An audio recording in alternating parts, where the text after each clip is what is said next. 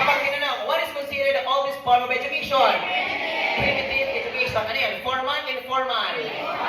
Kapag sinabi informal, you can learn anytime, eh? Ito ba yung hunting and gathering? Ito ba yung si tatay sinasama yung anak sa kagawatan? Sa Greek education, pili kayo, Spartan natin yan. Soldiers, soldiers. Military training. ROTC. Individual excellence. Holistic citizen. Pag-ikaw valedictorian. Kapag tinanong, Roman education, ano yung related and linked to the events of everyday life? Ano yun? Ano yun? May philosophy pa sila. Ang philosophy nila? Ito yung good of many. Sa medieval education, sino bida? Sino ang teacher of all teachers? Sino ang Lord of all lords? Sino ang King of all kings? Ang pagtuturo ba dito ay the values of Good Samaritan? Ano ibig sabihin ng Renaissance? Bakit sila huwag na bird? Sino mga nandito? Ang mga scientists, may daladalang bago? Ito ba ng patunayan ng Malistales? Sinabi ng mundo ay flat? Ano ang isang mundo? Okay, hero. Pilipinas naman, ready na ba kayo? Pre-Hispanic, dumating na, hindi pa dumarating. Kung hindi pa sila dumarating, sino ang pinakaunang tao sa Pilipinas?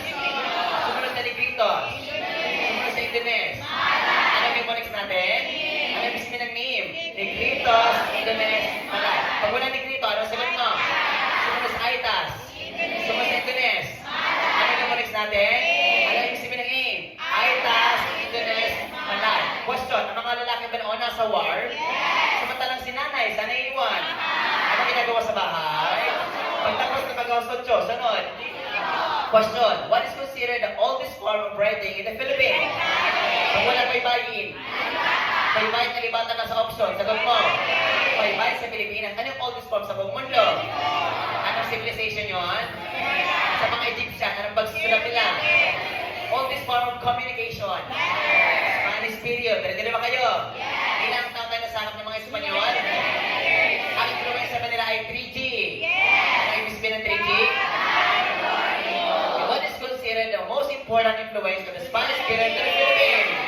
Anong tawag hindi naman sobrang yaman, hindi naman sobrang hirap, sakto lang. Anong other term ng liberalize? Ang bigay ng example. Anong tawag sa nakapag-aral ng Pilipino? Question, ang formal education, Spanish period ba yun? Ano yung batas na nagsabi paglagay ng eskwelahan sa bawat pueblo? Libre may bayad. Kung may bayad, kaninang free public education. Sila ba ang nag-separate ng church and state? Anong tawag separation yun? Secularism. Sa kanila ba ang free public education? Sino pinakaunang guro sa Pilipinas? Anong tawag sa kanila? Sakay sila ng barko? Pero may problema.